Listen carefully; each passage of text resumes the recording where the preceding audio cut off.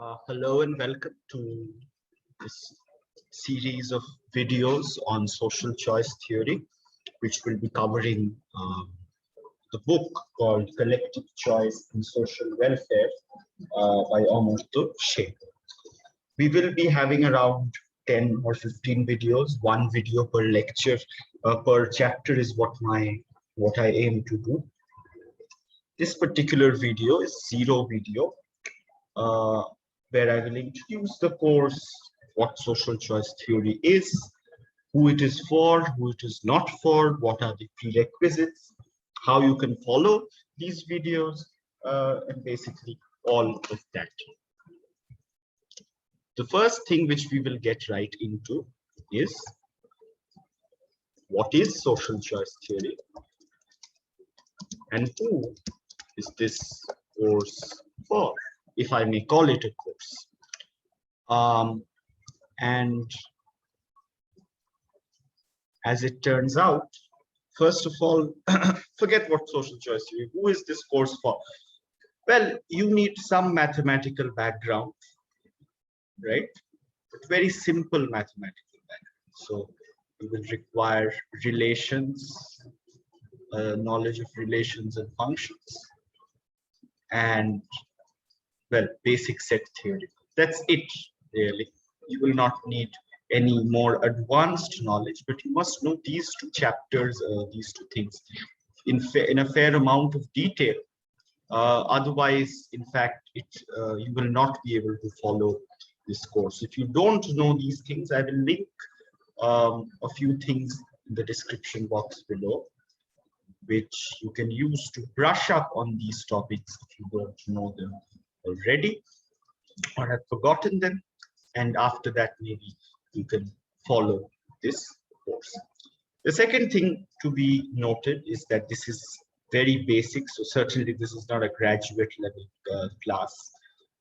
We'll just be following this book.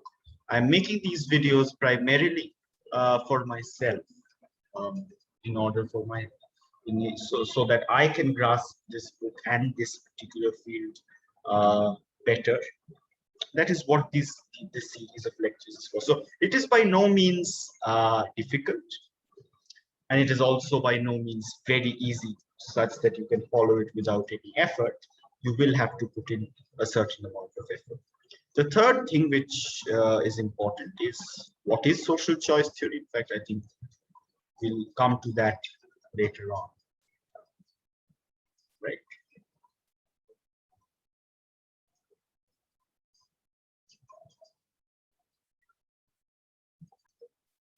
Right. So let's get into the next important thing. What is social choice theory? This video, of course, we're not going to get into the details of it or the book. We're just going to have a freewheeling discussion on what social choice theory is. So the primary concept of social choice theory is very simple. In any society, there are individuals. Say, society comprises, right? Society comprises individuals, right? Say n individuals. Right? Now, each of these individuals has a certain preference for different social states. What is a social state? Very simply put, a social state is a description of what society looks like. It can be as detailed as you wish, really, for conceptual abstraction, but that's not very relevant for the purposes of social choice theory. The point is that a social state is a description of what society looks like. So it could tell you, for instance, what the income distribution is, what the GDP is, how much is spent on healthcare, and things like that. A complete description of society. So there may be many different social states: X1, X2, X3, Xm. Right? So M social states, let's say. Of course, this could also be infinite.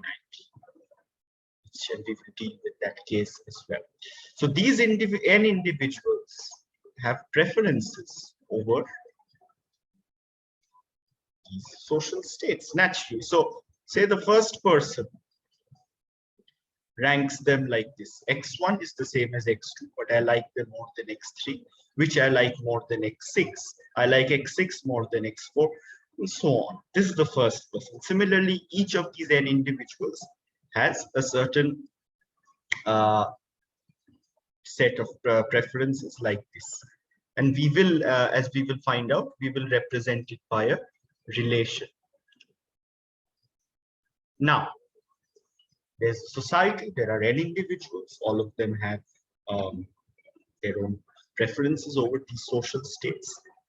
The central question of social choice theory is how do we go from these individual preferences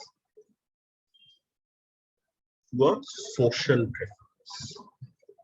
So if I know these n individuals and their ranking of different social states, can I say how society ranks, right?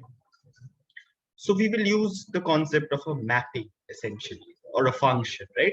Where you essentially take in the rankings of these individuals, of n individuals. Right? You take them in as inputs. And what do you give out? You give out a social rank. In a way, this is similar to voting, and social choice theory includes voting, but is not limited to voting. This is the output, right? So maybe one way in which you can do social choice theory is by one way in which you can define this mapping is by saying I will take in these n inputs and I will use some form of majority to decide which one I prefer. Now, in general, of course, just defining different functions and taking inputs and outputs is not very interesting because I can define infinite such functions. I could define a very arbitrary function where I give a social ranking which is irrespective of what individuals prefer. So I say that social ranking will always be X1 is the best social state, X2 is the worst social state, something like that, irrespective of what individual preferences are, something like a constant function. Now that would not be very interesting, of course. So the next approach of social choice theory is to put certain conditions. Okay, so we began by talking about, let's summarize, right? We began by talking about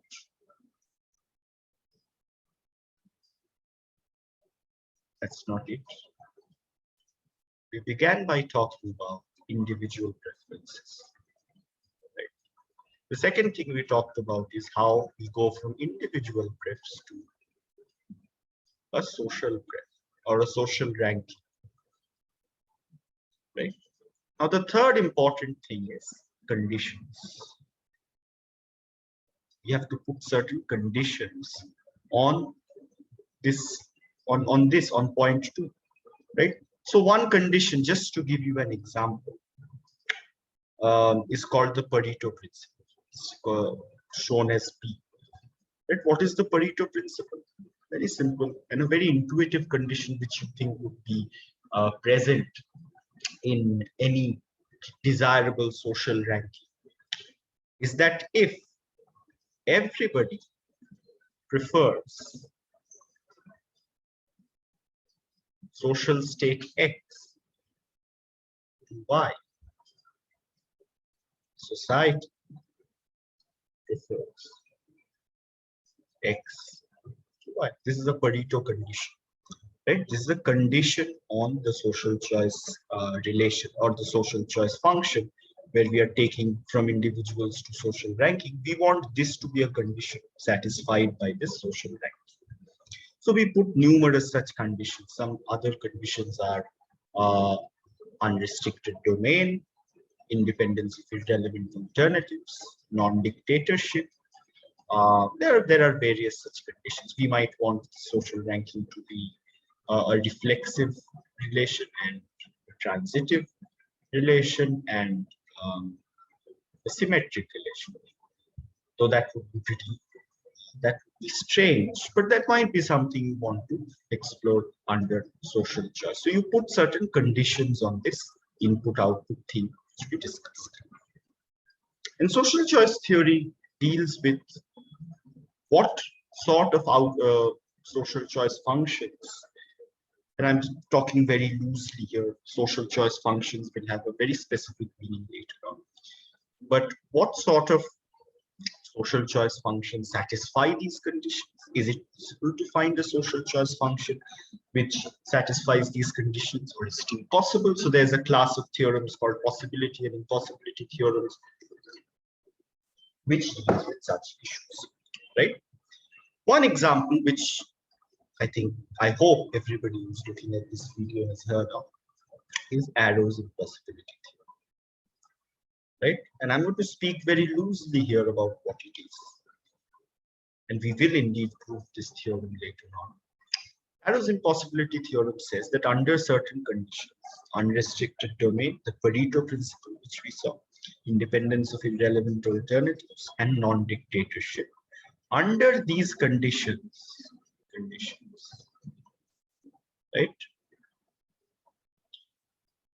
it is impossible to have a social welfare function. And this is called one of the more depressing theorems of economics, because this essentially tells us that democracy is very problematic, that we will never be able to satisfy these conditions under any social choice rule. So when going from individual preferences to a social preference and a social ranking, we will be violating one of these conditions. But all is not lost, because as we will see later on in the book, we can ease certain restrictions on this Arrow impossibility theorem, and in fact get a situation where it is possible to have a social choice mapping from individual preferences to a social ranking when we take away some conditions in this Arrow impossibility theorem, as we will see. So this is basically what social choice theory is. Since it is a branch of economic theory, we will be proving a lot of results. We will be following a definition, theorem, proof approach, as they call it, where you define something, you put certain theorems in, and you prove them, and then you can continue this cycle until you explore more and more of this. The last topic which I want to deal with in this video is how to follow this, how to follow these videos for best results, for best understanding, let's say. We are not looking at any results. We are doing this just for the joy of learning, so to speak. And very well then. How to follow? The first thing is download the book or buy the book. Download or buy the book, right? And I will link the PDF version of the book, I think, in the description box. And we will follow the 1970 version. So there's a new version that is coming, 2017, which includes the 1970 contents, but adds certain things. So even if you buy that or download that, we can follow only the 1970 chapters. Download or buy the book, 1970 version. Yeah. The second thing is pause and proof. This is a very important principle whenever you, I think, study any mathematical video, which is reasonably difficult. Whenever I state a theorem or a lemma, pause your video, try to prove it yourself. If you can, check your answer. It may not exactly match, but if you've been able to prove it, that's good enough. You can move on.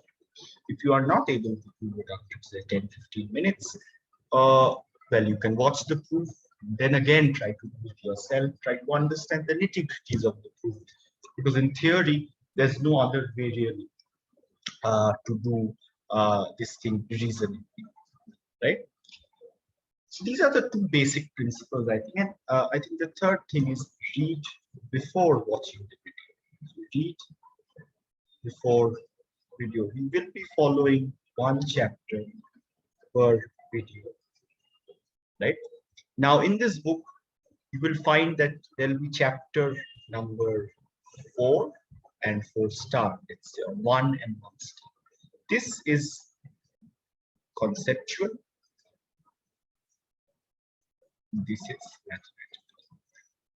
And these chapters, these starred chapters are really, really small. The conceptual chapters are slightly longer. And we will be covering one chapter per video. So I suggest you read up the chapter, both the normal conceptual chapter and the actual mathematical chapter before you watch the video. I think it will, and try to understand the chapter, then I think you'll be able to follow the video in a better manner. So this, I think, is it for the first video. Well, I hope you'll be there for the next one. Thank you very much.